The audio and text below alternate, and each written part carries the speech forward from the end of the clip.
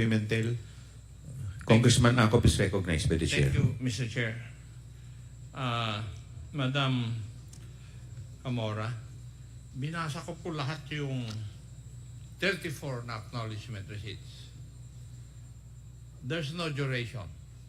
Hindi po sinasabi na ito dito sa acknowledgement receipts na ito na yung, for example, December 21, 2022, 500,000.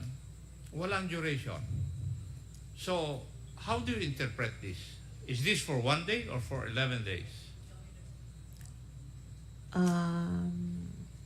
It could be interpreted po na for... Tinatanong ko po siya, how did you interpret this? Since meron naman pong sinubmit, hindi na po namin, as long as it is within the period po of the cash advance. Paano po yung 500,000 ang dated 31 December 2022 at saka may undated acknowledgement receipt 250,000. Paano nyo in-interpret itong mga ganito, Madam Kawa? Usually po, Mr. Chair, tinitignan lang namin as long as it is within the period ng cash advance. Yes, but how do you interpret, for example, last December 21, 2022, 3 acknowledgement receipts were given, right? In the amount, totaling the amount of 1.1 million. I can interpret it that it's payment for the safe house for 1 day, not for 11 days. Why? Kasi paano yung date na check acknowledgement receipt na December 31, 2022? Is it for 11 days also or for 1 day? It is possible that it's for 1 day only. 1 day. It is possible, Tapos Mr. ang Chair. safe house is worth 500,000 pesos per day. Yes, Mr. Chair. Ano kayang klaseng safe house yun? Kaya yun po yung sinasabi namin dito na hindi po kapanipaniwala yung mga documentary evidence of payment submitted. Di po ba? Talaga bang sa acknowledgement receipt, for example, for the payment of rentals, hindi nakalagay doon yung duration? Wala po? Wala po, Mr. Chair. Based dun sa itsura niya kanina, Mr. Chair, wala pong duration yung... Ilan po kayong taga-COA na nandito?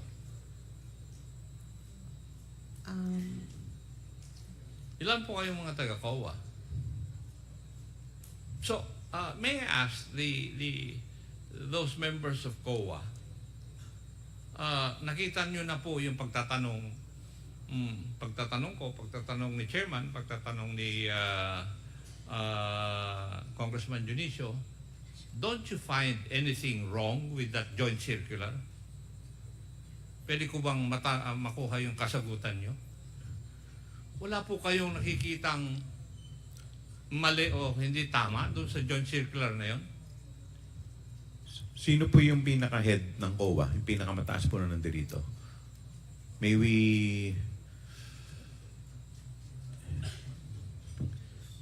Could you please introduce yourself, ma'am?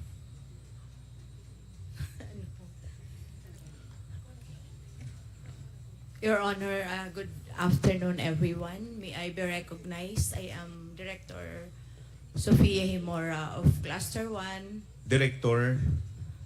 4. Okay.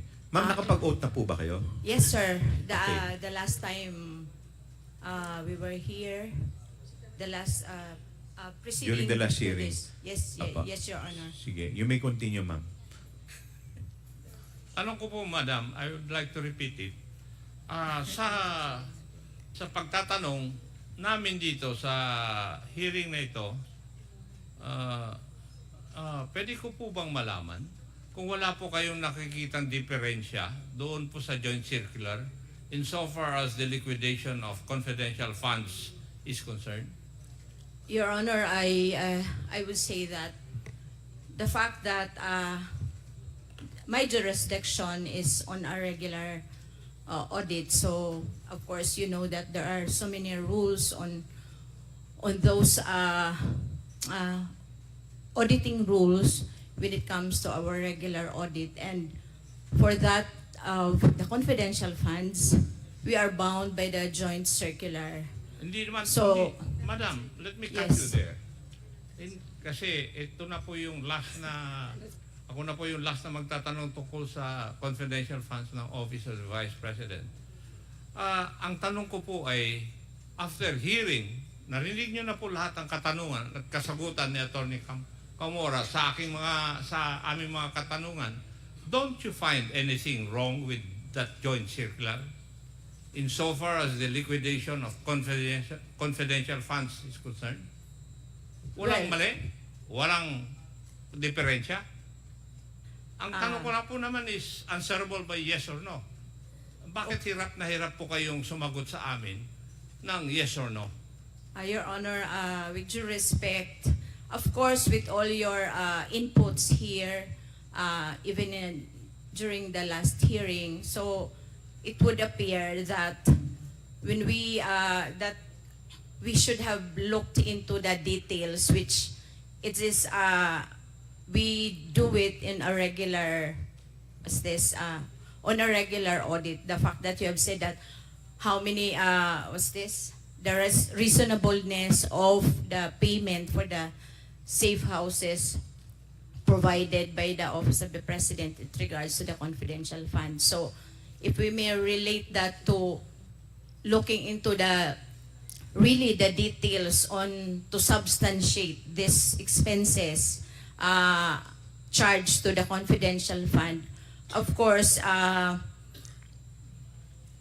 in my opinion, as an auditor for the regular audit and all of your questioning earlier and even in the last hearing, I would say, of course, that the joint circular should be revisited and all the inputs here should be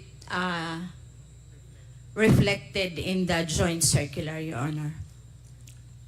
Thank you, Madam Auditor. You have satisfied my question. Marami pong salamat. Maraming salamat din po Thank you, for Mr. this Chair. opportunity. Ma'am, I understand that you're not the only one who crafted the joint circular. Am I correct? Yes, sir. The So- fact that it's a joint circular, it's crafted together with the DILG, the Governance Commission for GOCCs, the National Defense, the DBM, and of course the Commission on Audit. So maybe you could also give inputs to the other departments who are together with your commission to revisit the joint circular. Tama po Yes, ba? Your Honor. Thank you po. Yes. We will now proceed to the interpellation to the Department of Education